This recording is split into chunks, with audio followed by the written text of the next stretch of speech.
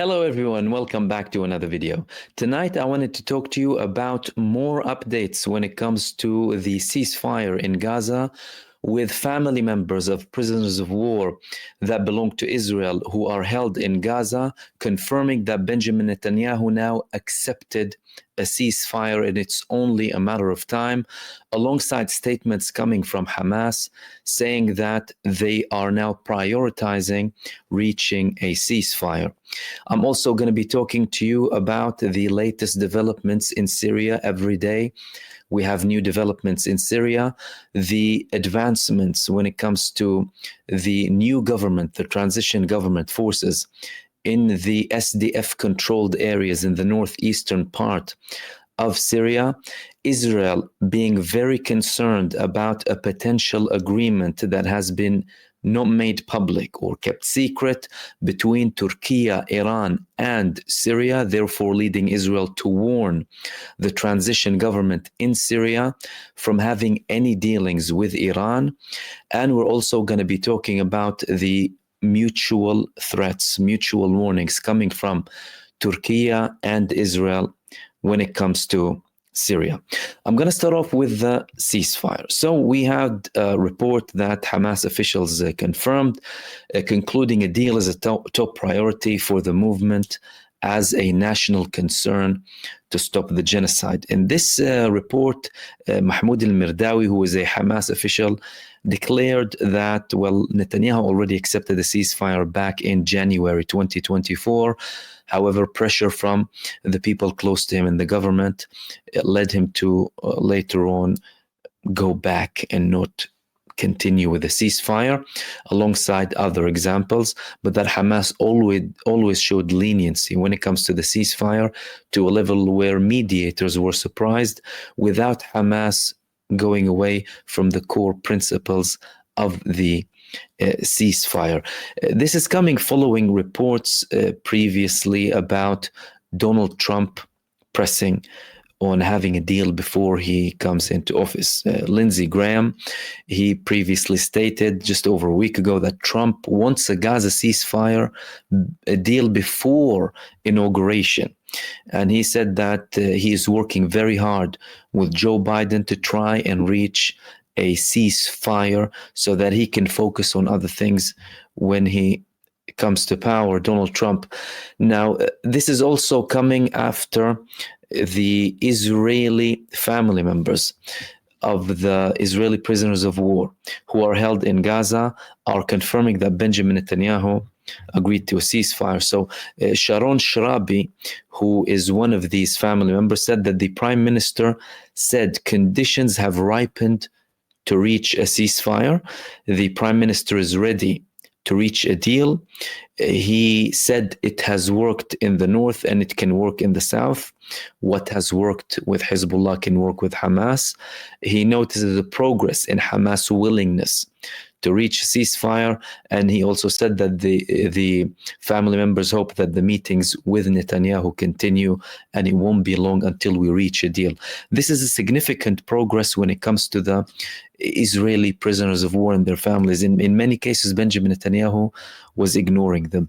And you're talking about people inside of Israel who are blaming Netanyahu for killing their loved ones inside of Gaza. The fact that he is increasing his communication with them.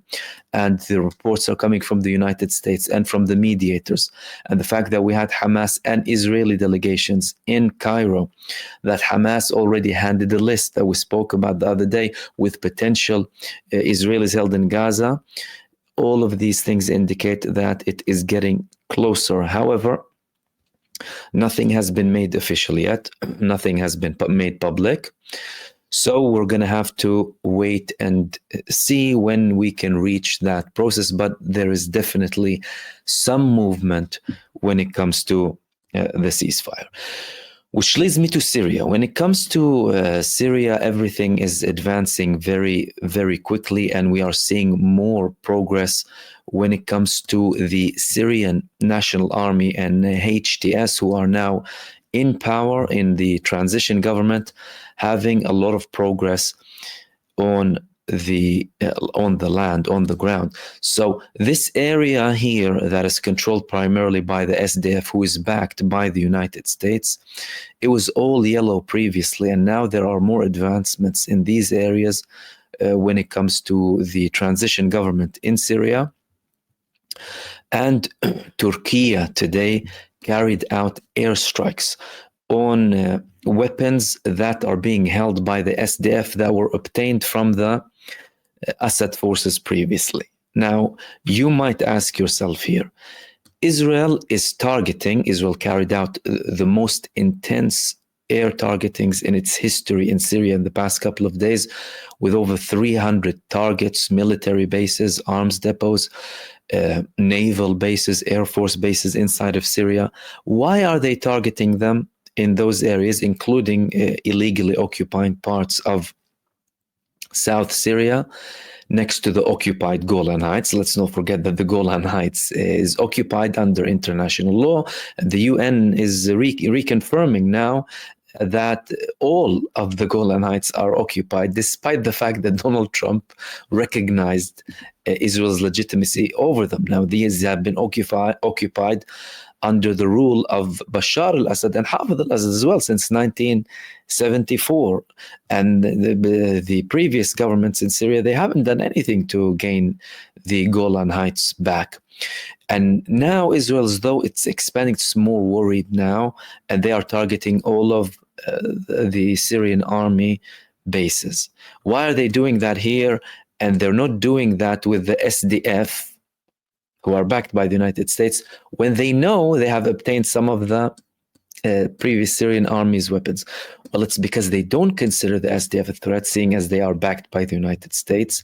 They are trying to have deals that are in favor of Israel with movements in the what is known as the Kurdistan area, both in Syria, Iraq, and in Turkey. Turkey previously blamed Israel of supporting the PKK and the YPG. It's because Israel does not consider them a threat, and they are trying to have these divisions in Syria. The main aim of Israel in Syria and the United States is to have a divided Syria. The United States having these statements saying that, we will deal with the new government so long as they follow certain parameters. So far from HTS, we're seeing talk, but we need to see actions. But there are clearly conflicts inside of Syria that will not be easily resolved when it comes to the interests of the United States and Israel on the other side, facing Turkey. However, the main gains, if we want to talk about external forces here, and there are undeniably external forces, apart from the fact that the Syrian people are now in a new phase where they have hope to build a better country that will work for everyone, not for certain individuals in power, without corruption.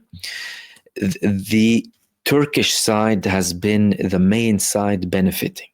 And them and the Israelis, as we spoke about in previous videos, are the primary sides active inside of Syria. But when it comes to Turkey, Turkey has been the main side benefiting here.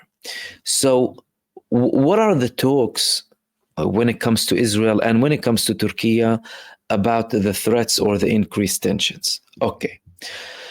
So when it comes to Israel, they are threatening. They are threatening the new government in Syria, and they are also threatening for any Turkish involvement or support inside of Syria. And we had a couple of reports when it comes to Israel, including some articles, and I wanted to share some of them with you. That's the first article that I wanted to share with you.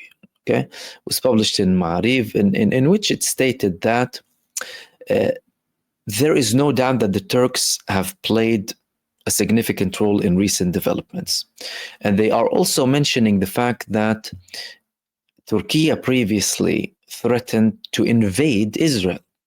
Said, as you may recall, in July, the Turkish president went further and threatened to invade Israel Just as we entered Nagorno-Karabakh, just as we entered Libya, we will do the same to Israel.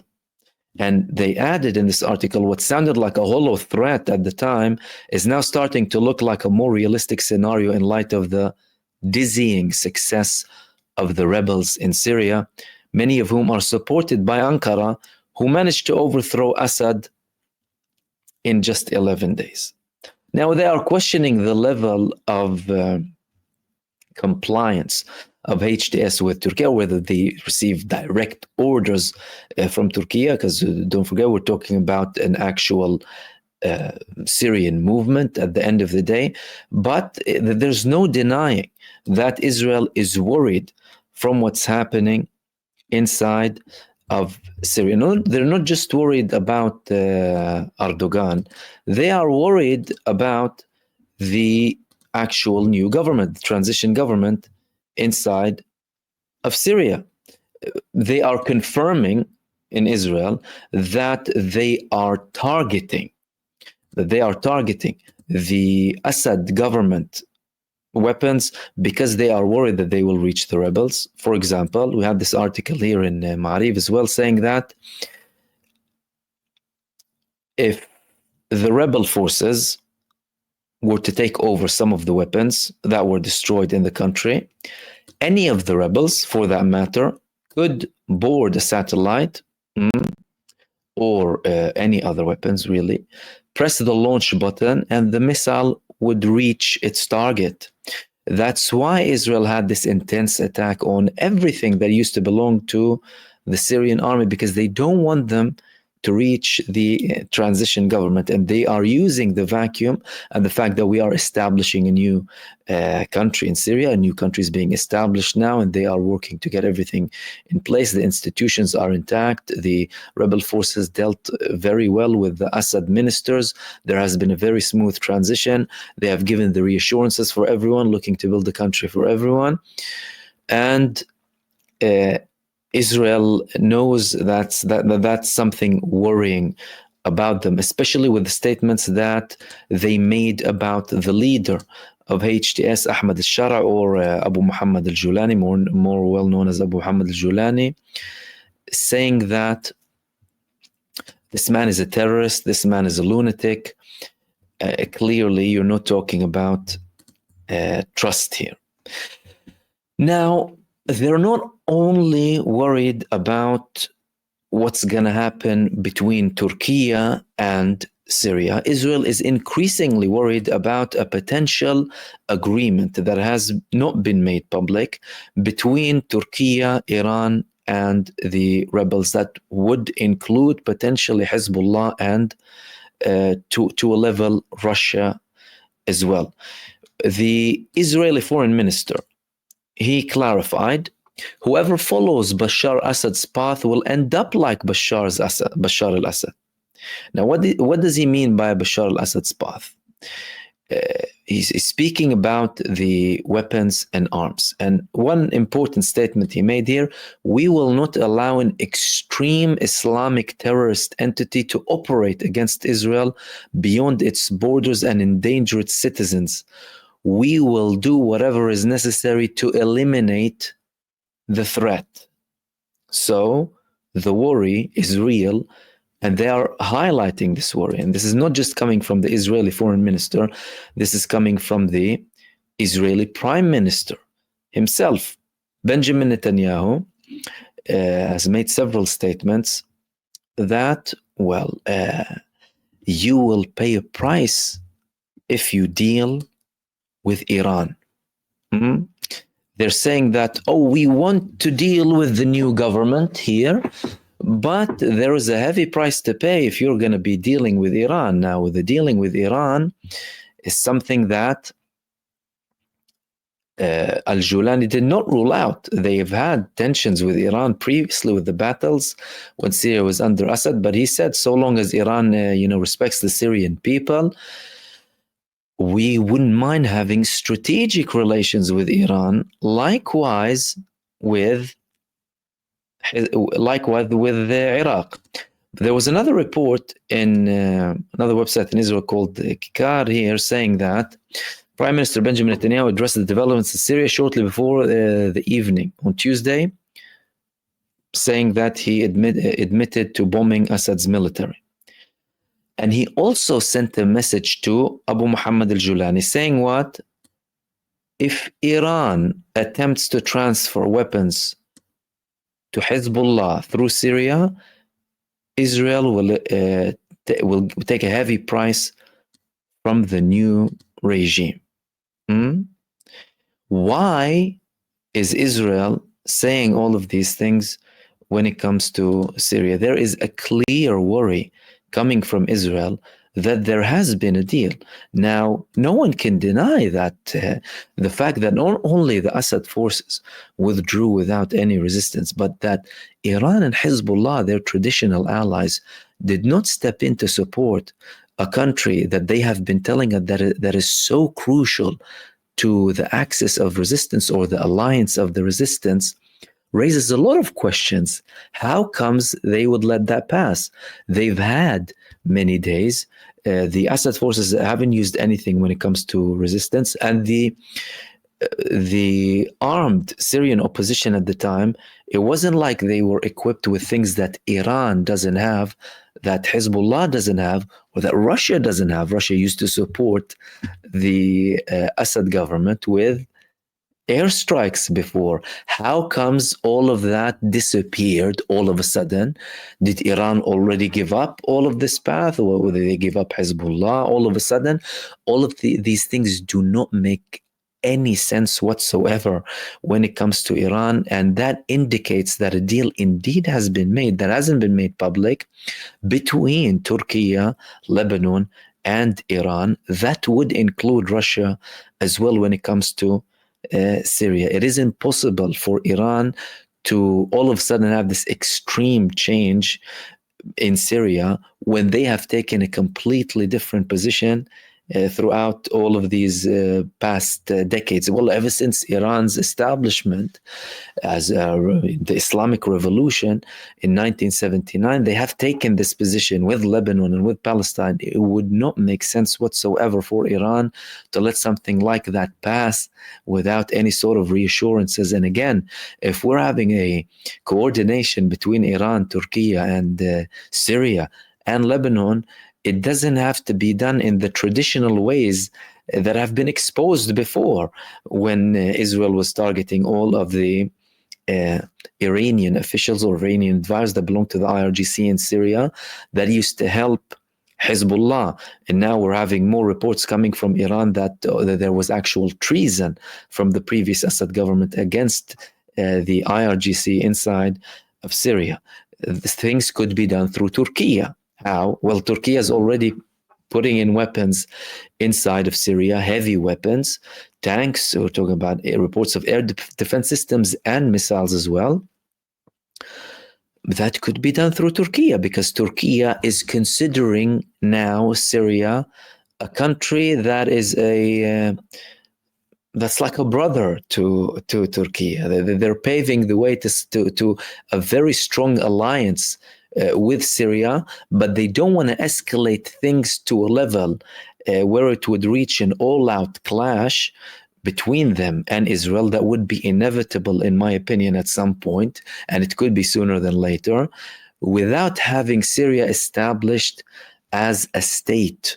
That's why they are working to get everything resolved when it comes to the SDF and Northeast Syria, despite the US pressure and despite the fact that the United States is implying that they will keep the SDF there because they need to keep working with them under the pretext of fighting ISIS. And we wouldn't be surprised if the United States starts to bring up more of these ISIS movements now to try and justify what's happening or what they would potentially do inside of Syria. And Turkey is threatening. The Turkish foreign minister, he threatened the terrorists. He said, we won't allow the terrorists to have any sort of take advantage in the situation in Syria that came from Haqqan Fidan. Turkey won't let the terrorists take advantage. The importance of to rebuild Syria following and get humanitarian aid in. Right? Now, who are the terrorists in accordance to Syria? Who does Turkey, consider to be terrorists? One of the terrorists is none other than, well, Israel. Erdogan, he previously used to call Israel a terrorist state, but more recently, on October the 5th here, 2024 to be more accurate, he called Israel a Zionist terrorist organization. That means Erdogan doesn't view Israel as a normal state. He was calling Benjamin Netanyahu Hitler. He has made very severe warnings. And he was criticized at the time for, having very strong warnings without action being evident. However, now it's more likely than ever that this will happen. And that's something that is being observed by the Israeli side, like the previous article that I shared with you, that the threat of Erdogan of doing the same to Israel as they did in Nagorno-Karabakh in Libya, now that's something that's becoming more likely. And if Israel is a terrorist organization, well, then that means Turkey can take action against a terrorist organization, because the term terrorism is used by so many sides and it has different interpretations. And he didn't only say that, he's also warning too. So Erdogan, he also had a speech where he said that they won't allow anyone to divide Syria or stage provocations to prevent Syrian refugees from returning home. Now, the thing of the refugees is something very important to Turkey, because they received the most Syrian refugees, I would say approximately 5 million. And there are already many people in Turkey beginning to return to Syria, and also from Lebanon. So the whole situation in Syria is providing relief to these countries because of the massive numbers of refugees that have been there following the escalation when it comes to Syria in the past 13 years. So we won't allow the terrorists to move, and we won't allow anyone to divide Syria. And we know very well who wants to divide Syria. The main countries interested in dividing Syria are the United States and Israel. And now with these statements coming from Turkey, they are clarifying their position when it comes to Syria, their position with Syria, talking about a country with, we have very close relations to it, and any attack, more statements coming from Turkey that any attack on Syria would be like an attack on us. These statements are preparing the way to have a complete and strong unity between Syria and Turkey. Of course, Syria will be an independent state, but there is an undeniable support, all of the support that came from Turkey throughout the years for the Syrian opposition that have now taken down the Assad regime in a matter of just 11, 12 days, and they are now in a transition government. They will undoubtedly have very strong ties with Turkey, the country that supported them so much. So it's becoming more and more evident now that we're having conflicting paths, extreme opposites when it comes to Syria. Firstly, there's, of course, the Syrian people who want to see a state with institutions, with equal rights for everyone, and they want to build up their civil services, build up their economy. However, they also want to build their sovereignty. And we all know that sovereignty is a term that doesn't really sit well with colonialists or neo-colonialists. So on the south, you have Israel, a neo-colonialist, genocide, expansionist entity backed by the United States, who blatantly and outright supports genocide and these reckless moves coming from Israel. Israel, on the other hand, sees the new people taking power in Syria as well, Islamic radicals. At the end of the day, HTS stands for the Levant Liberation Committee. The Levant area historically isn't restricted to Syria. It also includes Palestine. That's something that Israel is aware of. And although we haven't heard any harsh statements coming from the interim government, the transition government now in Syria, especially when it comes to these aggressions coming from Israel, they are indeed playing a big role in what's happening and shaping the current actions to prepare Syria for an undeniable challenge, an undeniable challenge that they would need to stand up against at one point, whether they like it or not. Because if you're talking about a new state, the last thing you would want is wage war. You would have the economy to think about, you would have the civil services to think about, everything to do with building the state's institutions, the international relations, the international recognition, all of these things. You wouldn't want to wage war.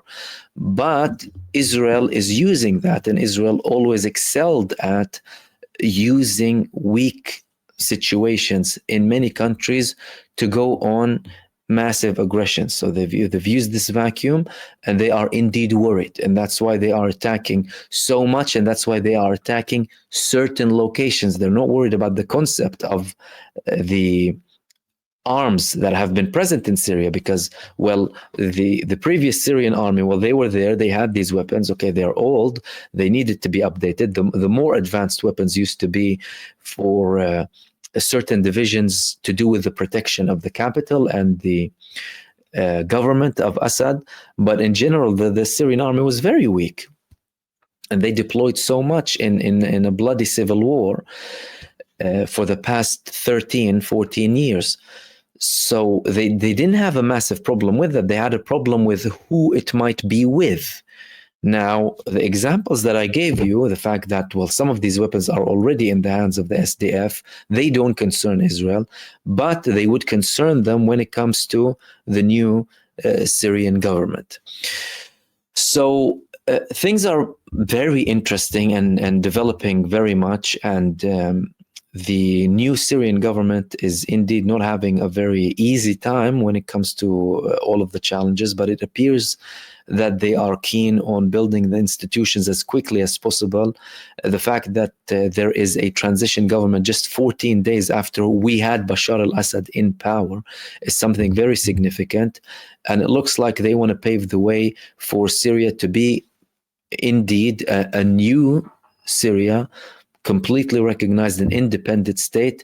Then they would be at liberty to make any decisions they want with whichever country they want. That would include Iran, that would include Turkey, that would include Russia, that would include any country that they want. And that is something that neither the United States nor Israel would want for Syria, and they would do whatever they can to try and hinder this process and potentially start more aggression and more havoc before it even reaches a stage of any stability, so that it can take such decisions in the form of a new Syria.